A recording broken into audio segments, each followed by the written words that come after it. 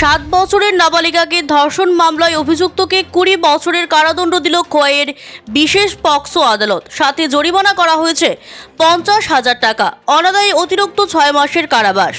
গত 19 এপ্রিল 2021 তারিখে মুঙ্গিয়াকামী থানার অন্তর্গত 36 মাইল এলাকায় 7 বছরের নাবালিকাকে প্রতিবেশী 65 বছরের ব্রজেন্দ্র দেববর্মা ধর্ষণ করে বলে অভিযোগ।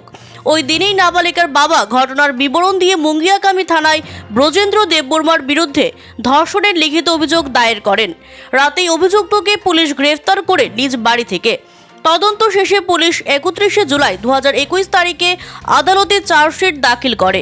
আদালতে মামলার শুনানি চলাকালে মোট 14 জন সরকার পক্ষে সাক্ষ্য দেন। তার ভিত্তিতে অভিযুক্ত ব্রজেন্দ্র দেববর্মাকে আদালতে দোষী সাব্যস্ত হয়। খোয়াইয়ের বিশেষ পক্সো আদালতের বিচারক শুক্রবার এই মামলার সাজা শোনান। একই সাথে 50,000 টাকার জরিমানা করেন।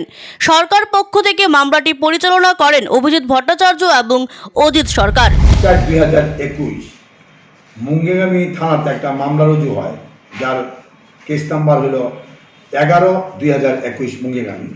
এই মামলায় দেখা যায় 36 মাইল এলাকার একজন নাবালিকা, তাকে তার পার্শ্ববর্তী প্রতিবেশী ব্রজেন্দ্র দেববর্মা রেপ করে।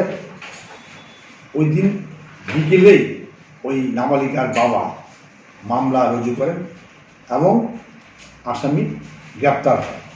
এই মামলায় প্রসিকিউশন পক্ষে 14 জন সাক্ষীর সাক্ষ্যপক্ষ নেওয়ার পর মাননীয় স্পেশাল জাজ বেদ প্রতীক দেববর্মা মহোদয় এই সিদ্ধান্ত উপনীত হয় যে আসামি এই ঘটনা ঘটায়। তার পরিপ্রেক্ষিতে under section 376 AB and POCSO 6 ধারা আসামিকে 20 বছরের সশ্রম কারাদণ্ড এবং 50,000 টাকা জরিমানা, অনাদায়ে 5 মাসের আরও অতিরিক্ত কারাদণ্ডের আদেশ প্রদান করে। এই মামলায় স্পেশাল পিপি অজিত সরকার এবং আমি অভিজিৎ ভট্টাচার্য ছিলাম। CRI TV, channel for news and entertainment.